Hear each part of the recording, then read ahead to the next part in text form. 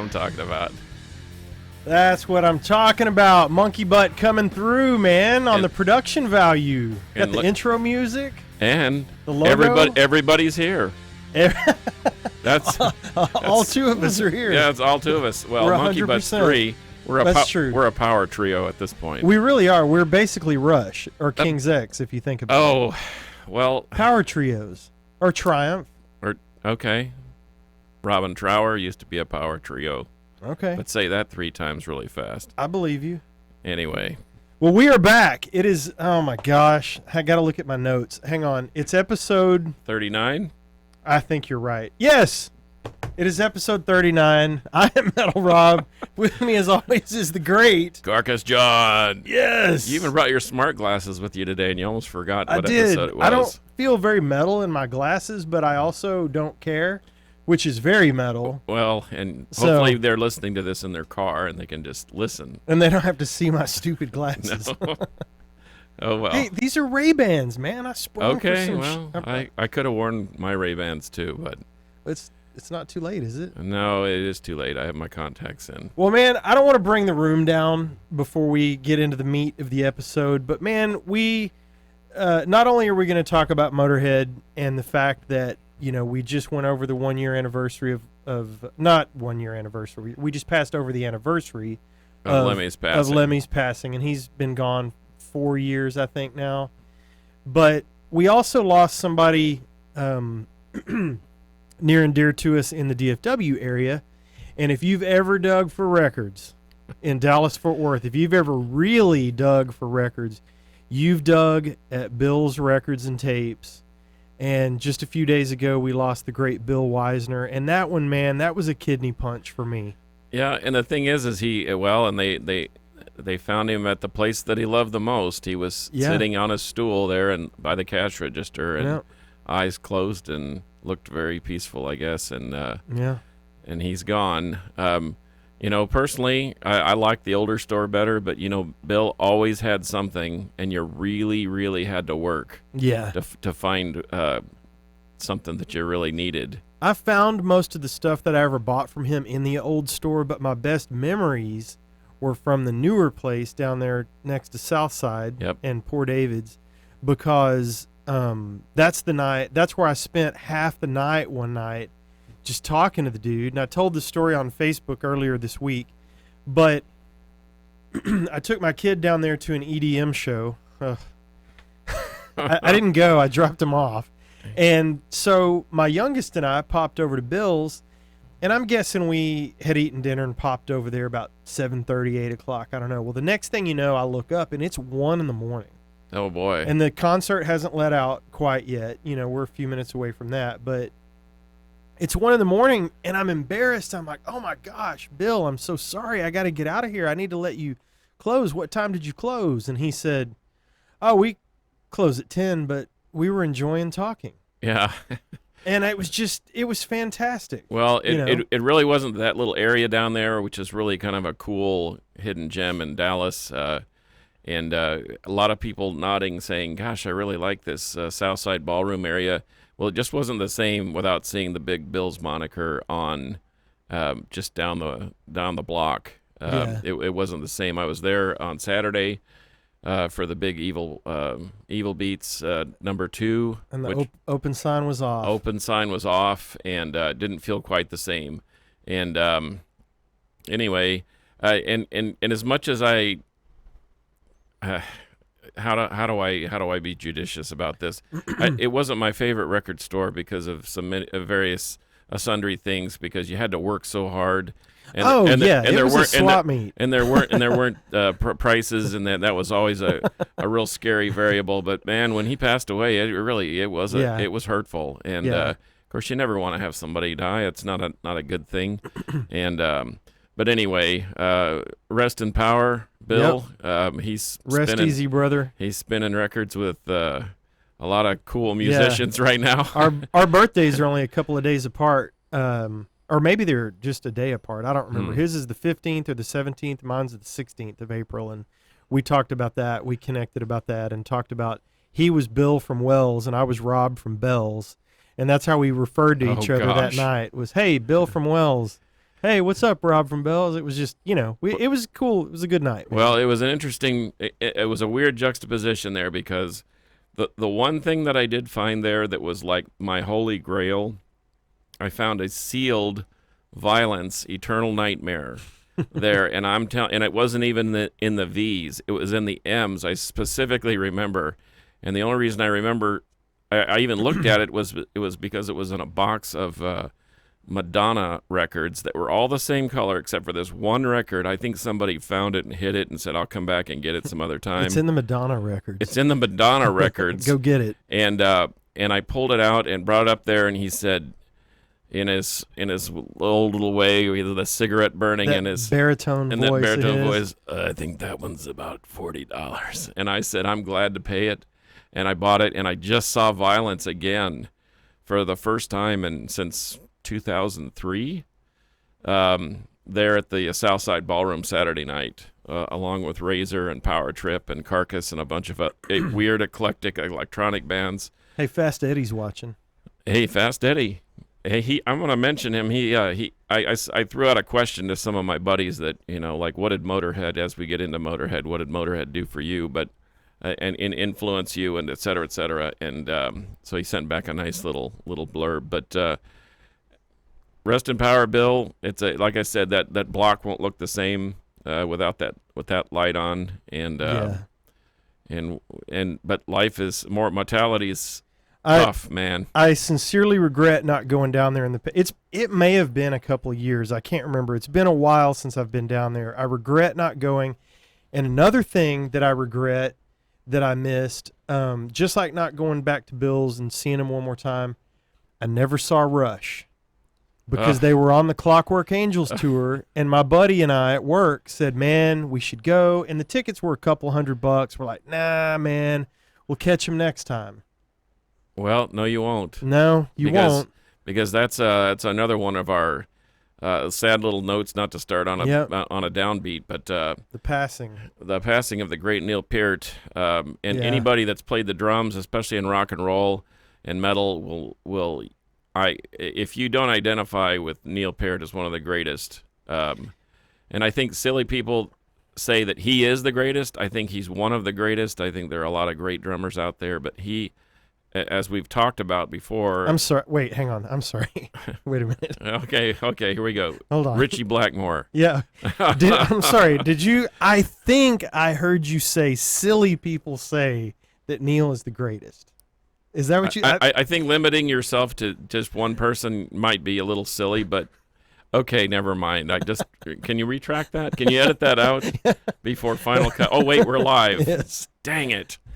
I didn't mean to cut you off. I just wanted to make fun of you because that's what we do. Of course. And as soon as I said silly, I thought immediately of you, and I thought, oh, crap. He probably said that on his Facebook. Oh, he did say that on his Facebook page. Yes. But anyway, I think that as we move forward with the Neil Peart tribute, he is... The Mount Rushmore of drummers will include Neil Peart. 100% agree. In probably the lofted up higher spot. I think you're probably right. I don't think there's any question about that. And I even got whimsical on Sunday and came up with a list of 11 great Rush songs that really show his technical abilities and whatever. And if you want to see that, you can get on my personal page and see that. And just bask in how just absolutely brilliant he was, and innovative and on time, and used different.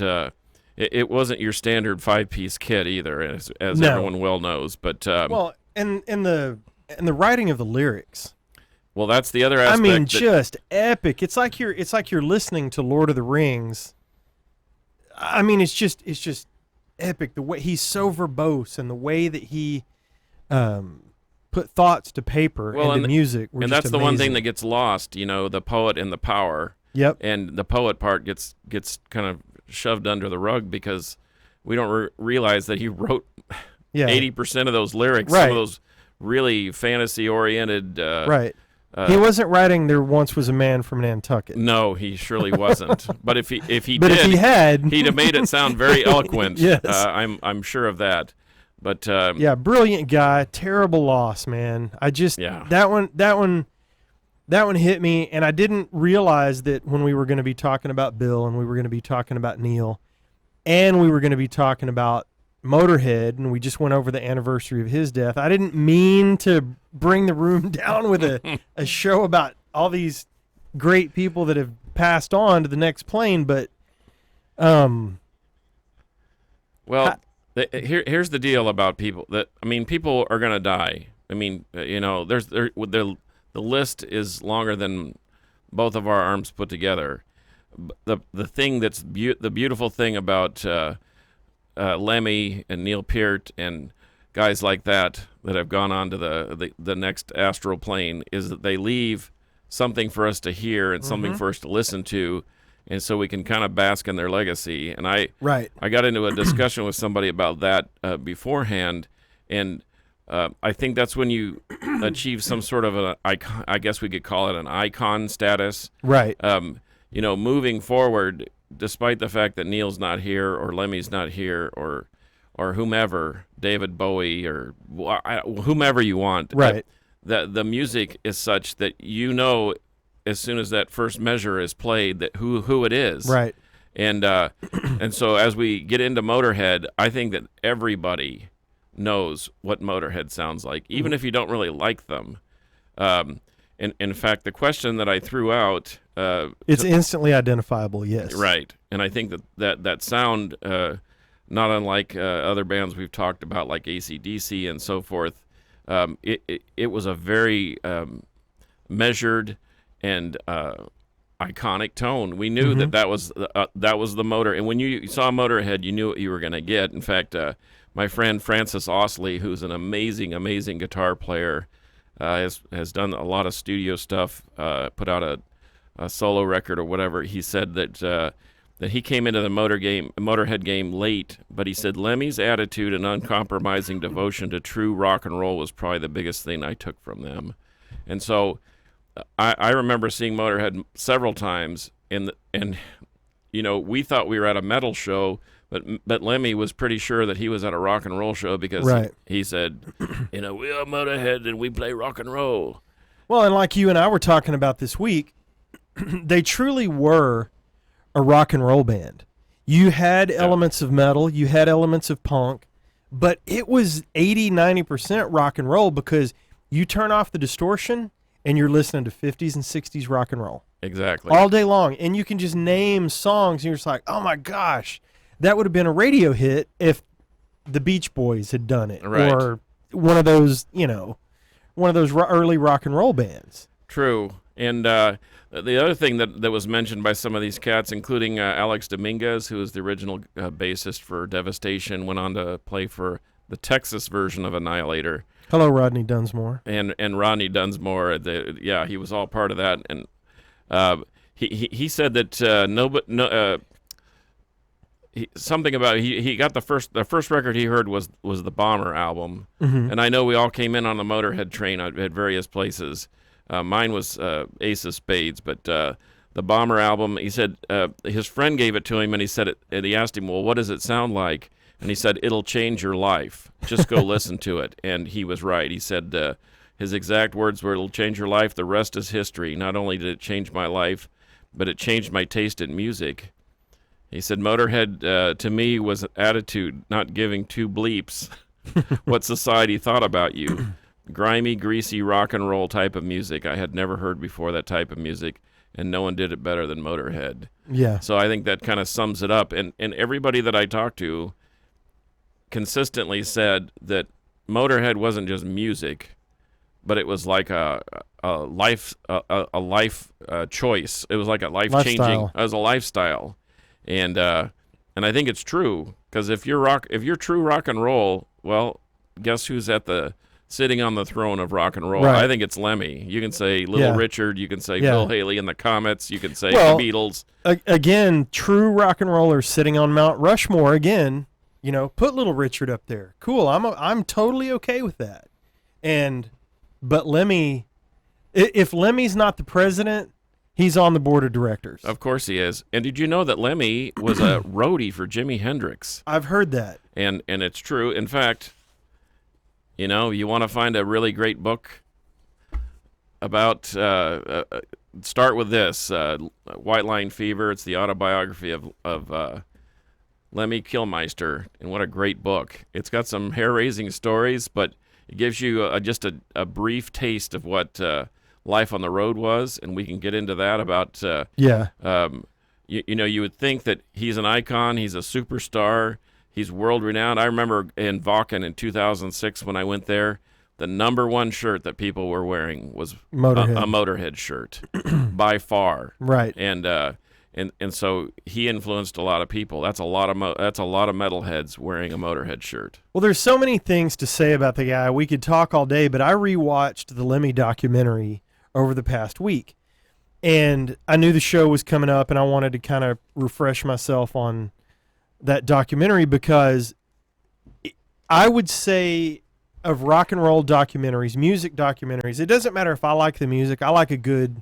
music documentary, whether I care about the band or the artist or not. But having said that, with no bias at all toward, being a metalhead, which obviously we are, that Lemmy documentary is one of my top 5 music documentaries of all time. It might be my favorite, but it's definitely in my top 5. I just love it. Everything about it is fantastic. And the things that blew me away the most, because I knew most of the history and I knew most of the music and I knew about all the records and stuff. And I like that they didn't just do a history of the discography and all that.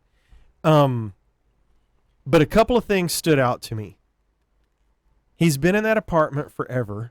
Or he was in that apartment forever that he was paying a few $100 a month for so that he could walk to the Rainbow and to that studio. And play his little game. Play his video game. That they still have.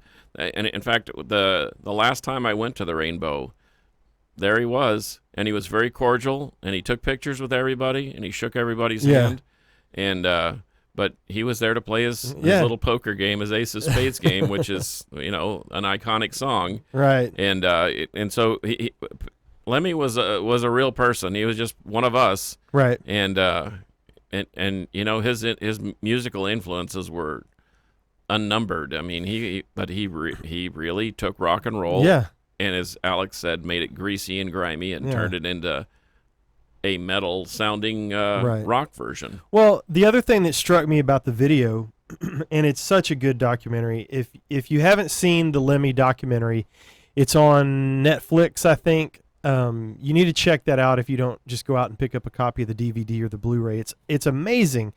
But the other thing that really struck me was when he's outside the Rainbow and he's talking to Billy Bob Thornton, and they're just, shooting the bull about music and whatever. Excuse me, I'm struggling. You're starting to sound like Bill. I know. I haven't smoked a cigarette in my life. So, the other thing that struck me besides him living in that apartment for all that time was the fact that he's sitting out there talking to Billy Bob Thornton, and they're going on about, Billy Bob talks about, I made this big money deal on this movie or signed this thing and made all this money and whatever. And now remember, the documentary was in 2010. Right. Lemmy's been doing this for 30 plus years at that point. Mm-hmm. And if you want to include his time in Hawkwind. Right. 40 years. So 40 years. So he's been doing this for 30, 40 years. And he tells Billy Bob Thornton, I just did this thing. It was like for $100,000. And yeah, some of the money is starting to come in. And I'm just going, how does that happen? Because by 2010, yep. How many albums? God, how many albums were they in? They put out darn near 40 records, or 30, at least 30 records, not including bootlegs. If you include that, we'd have to get with our friend Dennis, and he'd tell us how many millions of Motorhead records there are. In 2010,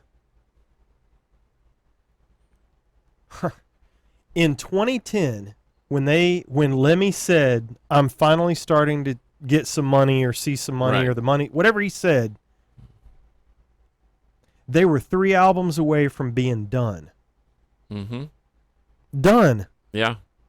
So from 77 to 2010, Lemmy's putting out records, and you're telling me the money's just now starting to come in. Well, we've talked about this just in brief with bands like Grand Funk and Ted Nugent. Back in the day, the management just took advantage of them and kept them on the road and kept all their money. Yeah. And they, when Grand Funk has sold 70 million records and has to pawn their equipment to get home.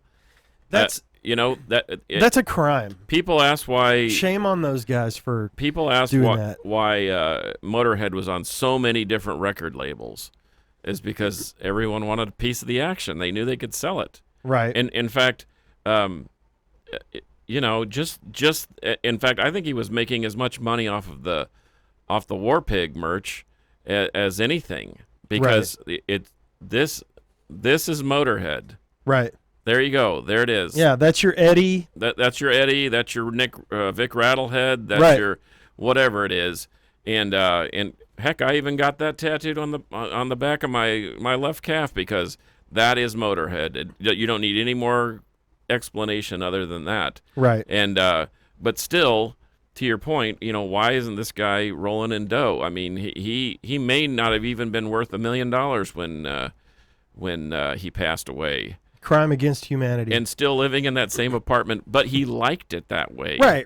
He was a simple guy. I like stuff. He likes stuff. He likes booze and women and great boots. And the Militaria collection is just amazing. Yeah. And we should probably steer clear of some of that, because I know that he had a lot of the World War II stuff. Well, he made a good point about that. Somebody brought up in the documentary. Yeah. How do you feel when people see you dressed up in this German officer's outfit and they say you're a Nazi? He was like, I'm the furthest thing from the Nazi. Yeah, you don't know me. If the Yugoslavian army had the coolest uniforms, I'd be wearing that. Right. and you know what? That's right. That's right. That's absolutely right. And it's just stuff, and I realized it doesn't make him a Nazi. It doesn't make him a white supremacist. How stupid. So does that make us a Nazi if we buy his stuff? No, I don't think so. No, I don't think so. That's ridiculous. So I don't remember what my thanks, brother. I don't remember what my introduction to Motorhead was. So since you're a senior citizen on staff here, do you agree, Monkey Butt? He's obviously the senior citizen of the group. What are you, 60 now? 60 now. Yeah. How old are you, Mark?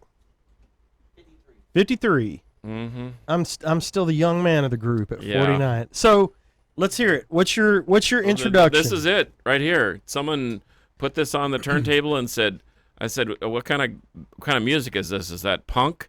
Because they got the leather and the whatever, and they got cowboy hats, and I'm like, huh. And sure enough, it just like my buddy Alex, when they played this, it was life-changing. Who was the quote? There was a quote on the documentary. I can't remember who said it, but maybe it was Scott Ian. He took a look at this, and he says, who are these three Mexicans, and how can they play so fast? Yeah. I think that was Scott Ian. I think it was Scott Ian. Sounds like something he would say. But they look like banditos on the front of there. A little bit. Yeah, it's awesome.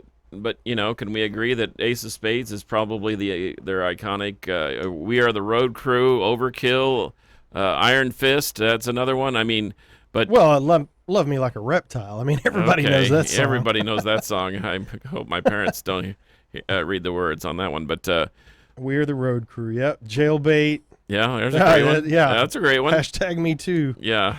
Watch out. Watch out. Boy, the times were different then, weren't they? Yeah, especially since hashtag used to mean pound, and that sort of adds a whole new meaning. Chase is better than the catch. But that's a great one too. That whole record is great. But that was my introduction. And I thought they were more punk at first, and then I heard it and I thought, this is straight up metal. It's like metalized rock and roll. And silly me, I grew up going to church, and I remember when my mother played the organ or led the music, and I always traversed these songs in my head as we were singing them, thinking this would make a great hard rock or heavy metal song, and it kept me interested in the meaning and made me sing. And I often thought, I'm going to sing this like Ian Gillan here and really belt this verse out. God, I'd give anything to hear that. But anyway, you look at the discography, and here it is coming up until and I'll stop and make a point about this one in a second. So here are the albums up to 1991's 1916 album. And show me the dud. Motorhead, Overkill, Bomber, Ace of Spades, Another Perfect Day, Orgasmatron, Rock and Roll. No, what? And they're making no money? And there's no duds there yet. There's no duds. And then you get to 1916, which this one was big on my radar because, and I'll tell you what's funny about this one. Do you know how I got this album the first time? I have no idea. I needed to fill space on my Columbia house. Oh, boy. Did you ever pay the... Oh, yeah, I paid. The record's $7.99, but the handling fee is $32.99. Yeah, I did it. So I got my 16 CDs for a penny or whatever it was, and I needed to fill it in. I needed one more, and I picked this. Got it, listened to it, and I freaking loved it. The one to sing the blues, I'm So Bad, Baby, I Don't Care, No Voices in the Sky. What? Ramones? Oh, my gosh.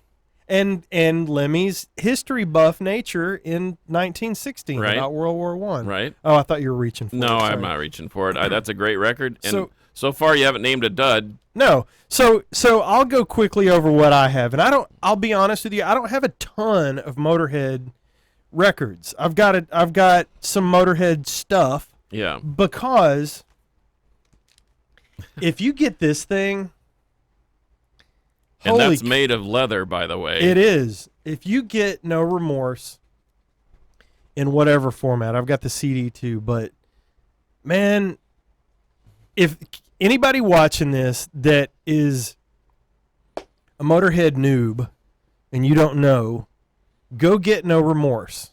It's got all their hits. It's got everything you need to get started. And to me, if you're just going to tap your toe into Motorhead, go get this. But hold that up again. Notice the cover?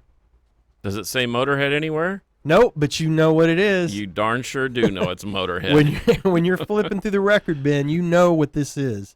Yep. And this thing has just, I'm not even going to name all the songs. But here's the other thing that I want to get across to people, and then I promise I'll let you talk. Sure. Is the second half of their album career is fantastic. Bastards, great album. I've got This is my second favorite Motorhead album, is Motorizer. I got this either in a collection, or I don't remember where I picked it up. Run Around Man, Teach You How to Sing the Blues, When the Eagle Screams, Rock Out. Oh my gosh. Overnight Sensation. That's well, not that, it's not on that record. I'm saying, yeah. As far as what you're... It's just... These guys, they've got the Overkill effect, or maybe Overkill has the Motorhead effect. They were prolific. It's just Motorhead record after Motorhead record after Motorhead record, and, you know, they're all good, but I really love Motorizer. I really love 1916 on the second half of their discography. All the other stuff, no brainer. You should own all of it. Everything we mentioned before, go get it. But if you want to start looking at some lesser known stuff, man, there's just such great, Overnight Sensation, like you said. Man, that thing is a ripper. Yeah, and came out in the height of grunge. Yeah. 95. And they didn't care. Yeah. Motorhead, 1993, Bastards. 1995, Sacrifice. 1996, Overnight Sensation. Grunge is massive. Mm-hmm. Yeah. Snakebite Love, is that on We're there? Motorhead. We play rock and roll. Yeah, they didn't care. The other cool thing that I got, which came out in 2010, I can't believe I've had this that long. There's no way I've had this that long. I guess, time flies when you're having man, fun. I'm going to roll you in the parking lot. Okay. That thing's signed by Lemmy. So this album, The World Is Yours, came out in 2010. And remember, there are only two after this. Right. 2 more studio records. So when it came out, they made 1,000 copies. 400 were on silver vinyl, which this is. And 100 of them were signed by the band. So you couldn't come in here with $1,000, $2,000, and get me to give you this. But I could roll you in the parking lot. You could roll. Oh, I'm faster than you, so you'd have to catch me. Gonna make me run. But this is a great album too, man. Born to Lose, I Know How to Die. Oh my gosh, rock and roll music. Brotherhood of Man, and Bye Bye Bitch Bye Bye. Well, and I have a weird version. It's like a little book version of it, and I think this one's got a DVD in it. But but yeah, you gotta love that. Silver vinyl, yay! It's beautiful. I love it. I'm so proud to have this. Man, don't ever if that ends up in the cutout bin at your house, please call me first. No way, dude. I know it won't. But the only thing I wish it had my name on it. Yeah. But it's just so cool. And when I did a record purge recently, there are certain records you flip past and you're like, okay, I've got it on disc or I've got it, whatever. But man, this hit me right in the feels, and I had forgotten about the signature. So that's not going anywhere. So anyway, there are my highlights for Motorhead. Well, I've got a couple things too. I mean, I've got these little 7-inch picture discs, which are kind of cool and kind of rare. May I? Absolutely. Oh yeah. And these rule. Some of the Japanese pressings are really great because they have inserts and they've got the OBI and the quality of the vinyl is great. I've got these. This is kind of a fun one. It's a die cut. It's a split they did with Girls School. I've never seen Motorhead. That. Yeah, that's really cool. Japanese only. And my friend Sawblade, who's a fantastic artist, and I always tell him I'm just a hack compared to him, and I am. But he's been doing these rock and roll or heavy metal characters, kind of like Eddie and whatever. And I said, man, I would love to have a Motorhead War Pig, and it almost made him cry because he loves Motorhead like we do. But anyway, here's his rendition of the Mighty War Pig, and this is probably one of my prized possessions. Oh, that's awesome. Because it's original art. It's the only one of its kind. And, I have some originals of yours that I wouldn't take for, man. Sawblade. Yep. Have I met Sawblade?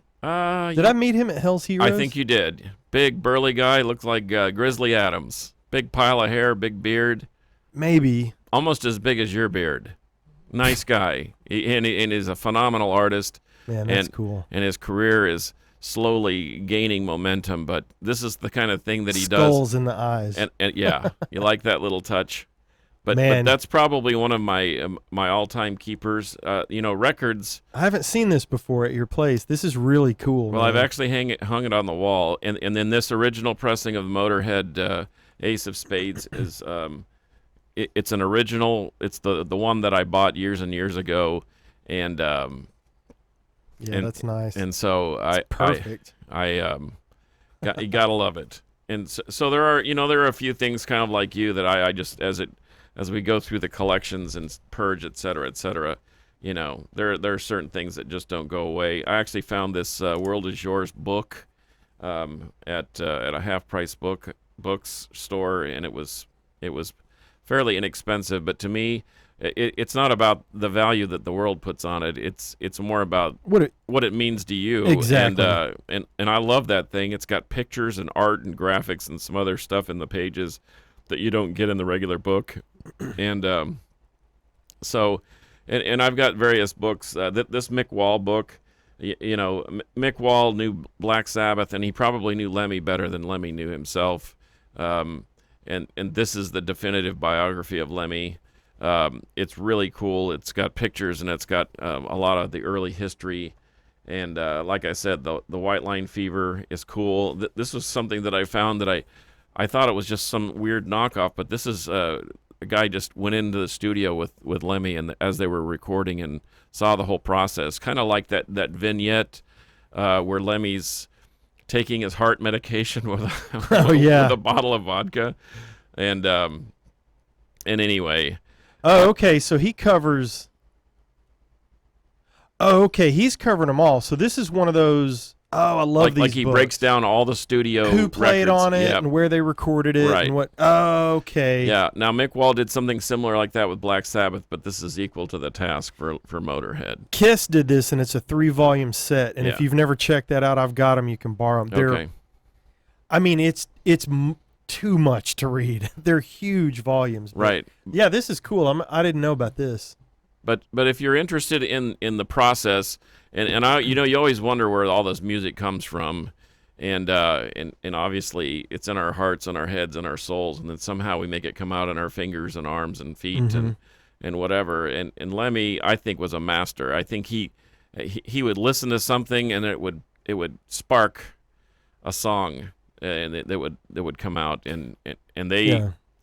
There's a million bootleg recordings. There's a bunch of live stuff, and even the crappy live recordings are great because it's Motorhead playing Motorhead songs. Right. And Motorhead is Lemmy, and Lemmy is Motorhead. That's it. So, are you glad that they didn't keep going? Oh, as somebody else. God. Unlike some bands. There are just some that you can't do. You're gonna do ZZ Top without one of those 2 guys, one of those 3 guys? No. You just, it can't be done. And some of them have really, I don't know, turned into a watered down version of themselves. But you do not replace that guy. Well, and the thing about Lemmy is he brought groups together. I think he brought the punks. Agreed. He brought the metal maniacs and the rock and roll people together. My friend Mikey Bonaventura from a band called Attacks out in SoCal, not to be confused with the hair metal band that I'm sure you love from Ohio. He said that the first time he saw Motorhead was on the with Ozzy on the Blizzard of Oz tour with Randy Rhoads. They went to see Randy Rhoads. They didn't even know about Motorhead. This is 81. And he said they'd never heard Motorhead before, and Lemmy's voice was so gritty and his stance was so unorthodox, and the mic above his head. The tunes I remember, just barely, I can only imagine, are the Road Crew and obviously Ace of Spades.